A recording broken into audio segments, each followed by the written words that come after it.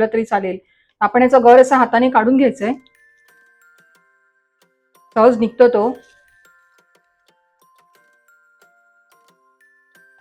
आणि हे आता मी मिक्सरला फिरवून घेणार आहे. तसंच आपण दुसरीकडे हे जे पाणी काढलेलं होतं आपण त्याच पाण्याचा वापर करणार आहोत.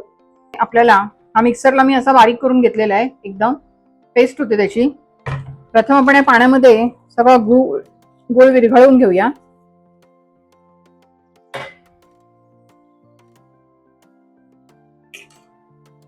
आपण किंचित 2 चिमूट मीठ घालूया याच्यात.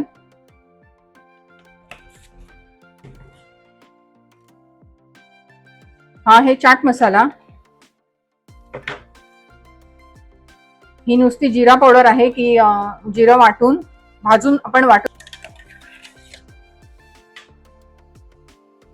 आपण थोडं गोडी वाढवण्यासाठी चहाचे आहेत त्याचे 4-5 चमचे साखर घालूया.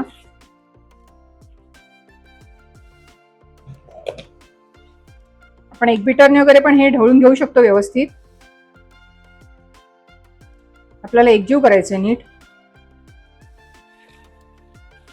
पिऊ शकतो. आपलं हे पन्ह तयार झालेलं आहे. थंड करते मी आता ते.